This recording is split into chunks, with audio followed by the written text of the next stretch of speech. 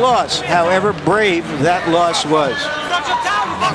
Well, from rounds 2 through 5 in the bout against Holyfield, he was the superior fighter, landing more blows, throwing more blows, and generally dominating the action against Holyfield. Holyfield reversed the tempo in round 6, took advantage of a cut over Stewart's eye, which had resulted from a second-round headbutt, and progressively opened the cut to the point where the bout was stopped in round number 8.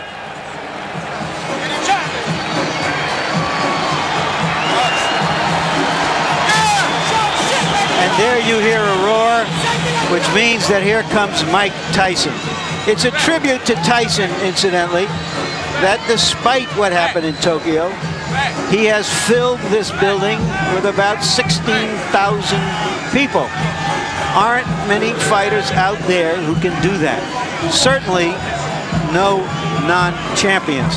Indeed, Mike will tell you in no uncertain terms that he's still the main man in the heavyweight division where ticket sales are concerned.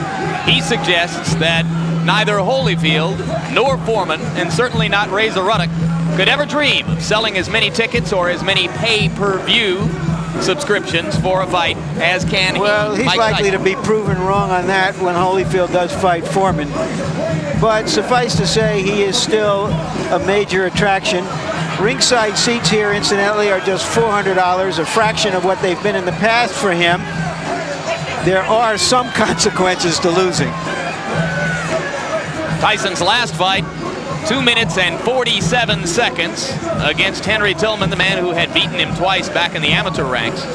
In that mob surrounding Mike are all 3 of the trainers now enlisted in Team Tyson: Aaron Snowell, Richie Giacchetti, whom you'll remember from his long tour of duty with Larry Holmes, and Jay Bright. The 3 of them nestled just behind the fighter as they make their way toward the ring. Looks like a T formation with a flanker, Jim. That's right. Mike's playing quarterback, Aaron and Richie are the halfbacks, and Jay Bright is dropping back as a fullback into a sort of short punt formation at this point. Now Mike will emerge into the ring where most of the crowd will get its first look at it.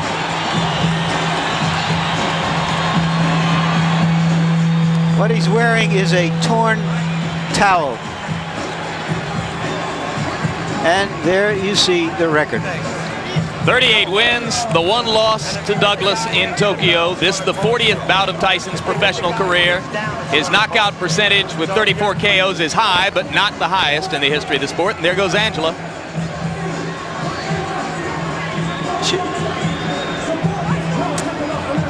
Tyson looks a little fitter. I like Mike Tyson when he looks small, when he looks like a big middleweight or a light heavyweight. So let's take a look at the tail of the tape.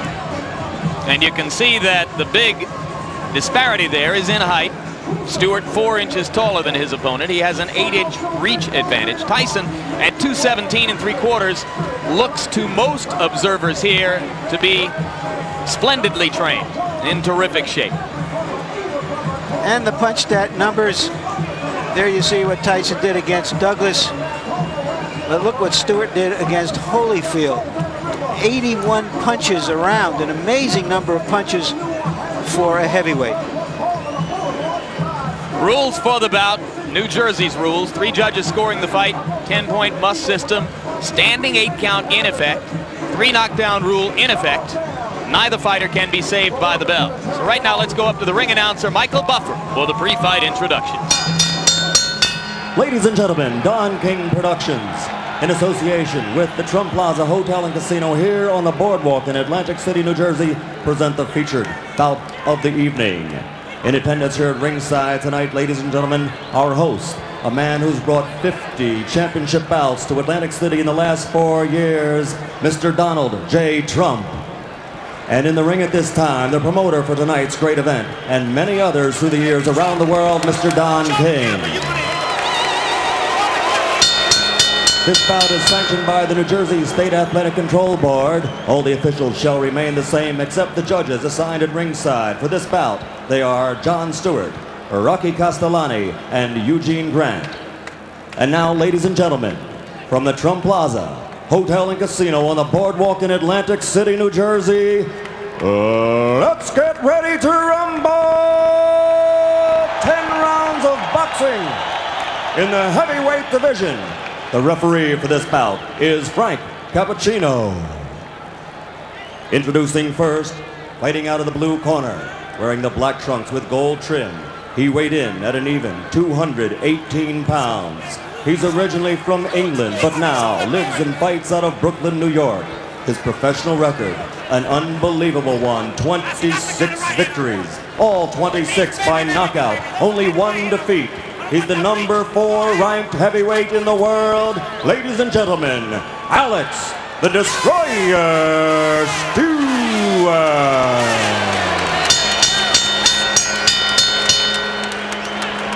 And fighting out of the red corner, wearing the solid black trunks, weighing 217 3/4 pounds, from Catskill, New York.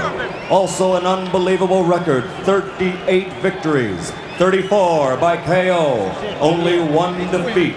He's the #1 ranked heavyweight in the world. Ladies and gentlemen, the former heavyweight champion of the world, Iron Mike Tyson.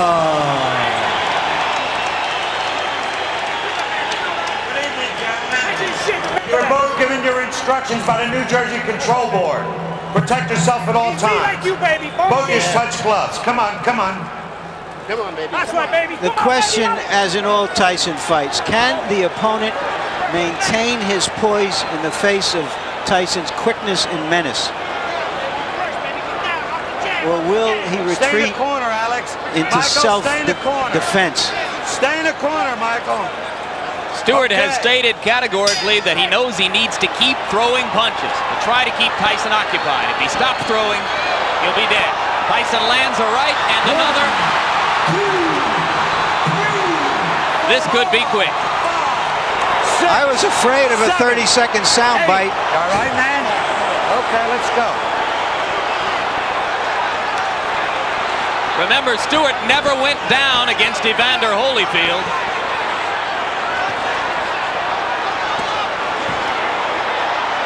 Shot to the body, another solid right hand.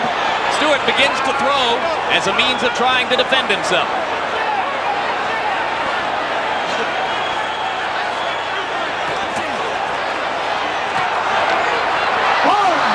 That'll be called a slip. And Mike is a little wild as he goes for the kill. A good right hand that hurt Stewart again, but Stewart is still upright.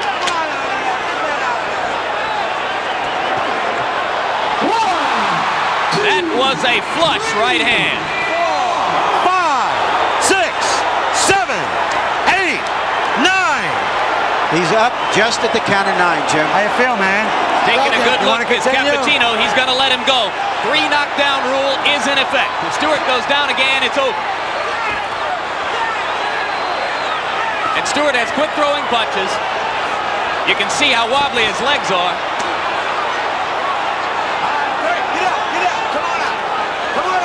If he makes it through 1:20, it'll be a small miracle. Let him go, come on. Stop punching. That was a worthwhile grab.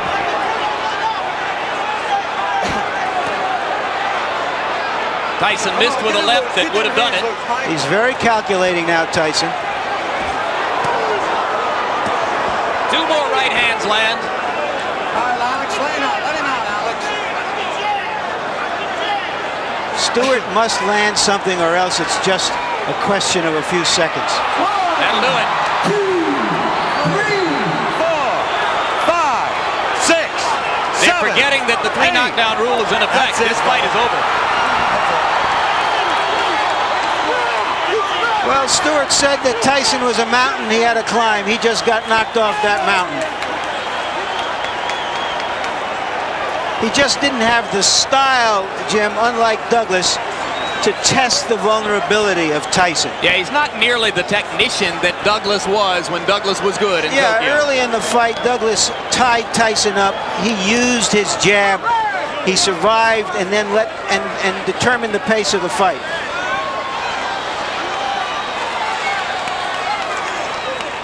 Nothing about him. You stay right there for a minute. Let me take a look here. You got caught in the early part. The first fight, first punch. You know how many times you got knocked down? 3 times. 3 times. The first time, right? Yeah. You remember the first one? Yes. Yep. Okay. Now, do you think you can stand up now? Stand up for me. Put your feet together as you stand up. Put your feet. All right. Don't tell me it's over. No, I'm just holding you to see if you can fall down. Put your feet together. Let him go. Let him go. Let him go. Let him go. Okay, let him go.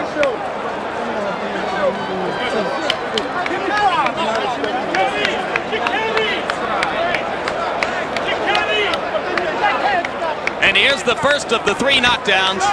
You look at Tyson moving in with controlled fury, and the right hand puts Stewart down. Stewart was able to get up at the count of 5. Now we'll take a look. Is this the first knockdown again? Yes, it is. Another angle. The winner. The right hand to the top of the head was the one that put Alex down. That knockdown occurred within the first 10 seconds of the round.